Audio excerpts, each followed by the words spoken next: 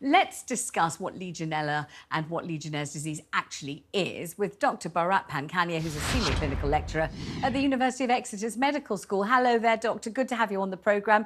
So if the water on the Bibby Stockholm has Legionella or bacteria in it, what does that mean? And what happens if you end up drinking it or cleaning your teeth with it or something? Well, the fact that you've got Legionella in your waterworks immediately tells you that this water is not good for wherever you have aerosol generating facilities on that barge, and that means shower heads mostly. Drinking the water and brushing your teeth with it is lower risk compared to having showers with it. The infection is spread by what we call aerosol route. It's not a widely dispersed aerosol route, but it is through that shower, you inhale the bacteria, it gives you pneumonia. Some people can get severe pneumonia, end up in ITU, some people die. Mostly older people, men more than women, people who smoke, and people who have immune deficiency. So this is really serious. This isn't just a bit of something, an upset tummy or a high temperature that lasts a couple of days. This is potentially fatal. It's incredibly dangerous. How common is it for Legionella to be present on barges and ships and places like that, Doctor? It's everywhere. This is why hotels are under strict regulations to have their water supplies safe. And buildings also have those health and safety executive regulations to make sure that their water supply is safe. And to have it on a barge like this is a disaster waiting to happen. And I promise you, Vanessa, this cannot be fixed overnight. Oh, that was my next question. I was going to say, how long would it take? How difficult is it? How rigorous and laborious is it to get rid of Legionella in a water supply? That was my next question, Doctor. You preempted me brilliantly. What's the answer? Well, let me tell you, I have dealt with this over many, many years. It cannot be fixed overnight. It cannot be fixed over a couple of weeks. It will require re-engineering of the plumbing system. What you need is at no point in your hot water circulatory system for the hot water to be in the temperature range 20 to 45 degrees centigrade. If you have water in the 20 to 45 degrees centigrade range at any point, and your pipes have got biofilm and they've got nutrients, a specific amino acid, in other words, dirty pipes, Legionella will grow. It will keep on coming back and back and back and back. It is a big job on a barge of that size to fix it. It cannot be fixed overnight. Well, I'm very glad I asked you. So what would be your kind of rough estimate of A, how long it would take to fix it and eradicate it? Because obviously they can't get back on if there's any trace at all. So we get that completely. It's much too dangerous.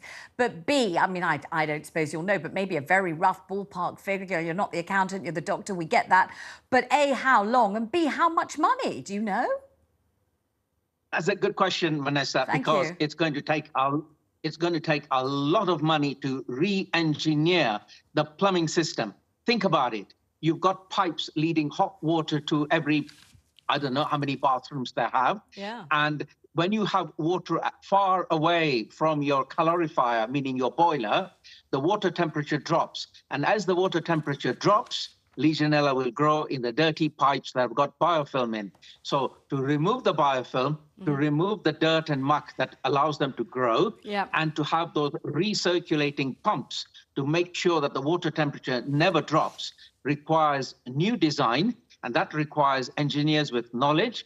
And then we need plumbers to do it, and then we need to test it, and then we need to test it again and again. So it's not going to happen within a month. I think I've dealt with hospitals. Thank you very much. Let me bring Louise in. Louise, let's imagine that you're looking after some of the migrants who it's suggested should go aboard the Bibby Stockholm. Now, you've just heard the doctor tell you it's incredibly hard to eradicate. It can take absolutely ages. And if they don't eradicate it, you can die if you catch it. How are you going to feel if they're sending the migrants that you're looking after on board the Bibby Stockholm? How are you going to feel about that? Pretty much the same that I felt last week about the prospect of people going in there. It's not a safe environment. We had a diphtheria outbreak at Manston last year. We've had cases of tuberculosis in the barracks. And indeed, yesterday, the Indy revealed that someone under treatment with TB was being planned to be moved to the barracks. That warning from the Fire Brigades Union stands. And they requested a meeting with the Home Secretary. She hasn't even replied to their letter. The warning from the UK Health Security Agency stands. There's been no discernible effort to address the risks, or indeed address the risks from Amnesty International, and the last time this boat was used for migrants. And it, as I said, it fundamentally isn't solving any of the problems in our asylum and migration system, and it fundamentally will not stop people crossing in small boats, particularly given the vast majority of people being accommodated in the barge, of that 39 people, didn't actually cross on small boats at all. They crossed on aeroplanes, they were regular travellers. And if you're prepared to put your life, your family in a small boat across the busiest shipping lane in the world, being placed on a barge is not going to disincentivise you from doing that. Louise, thank you very much. Let me come to Charlie. So we've heard from the doctor here. He's dealt with this issue on many, many occasions. He really does know what he's talking about. It's the best guest and most experienced we could get on this. He really knows his onions when it comes to Legionella in the water. And he says it's going to take weeks, maybe months to clear the system of these bacteria. You've got to be absolutely meticulous. It's going to cost a fortune. It's going to need a whole lot of restructuring, the whole engineering core of the barge, God knows what.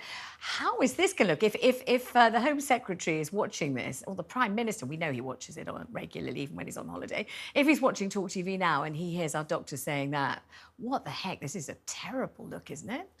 Well, if he was watching, I think, he'd be straight on the phone to the Home Secretary and ask her exactly that question. What on earth is going on? And what happens now? Because... But the point is that barge is going to be loitering about in Portland for what feels like forever, isn't it? With no one on it. Well, it was a grim picture that the doctor painted there, and I don't know what the contract is, so I don't know what the service is that they can do. I don't know whether they've already started work, or whether there's, what the sample of the test that came back and how much that could spread, because hotels, as the doctor was right to say, I think this is present everywhere, and it's present in hotels. So if hotels isn't the answer either, then you've got to ask yourself, what is the answer to this? Yeah, but the point is, it's not a quick thing. It's not a quick fix. It's not that they can go in with a J-cloth and a bit of Vim and Omo and give it the once over and it'll be fine. It's obviously not like that at all. So this is going to be a lingering embarrassment, a lingering problem, a lingering concern. Charlie, thank you so much. Thanks, Louise. Thank you, Doctor, very much indeed.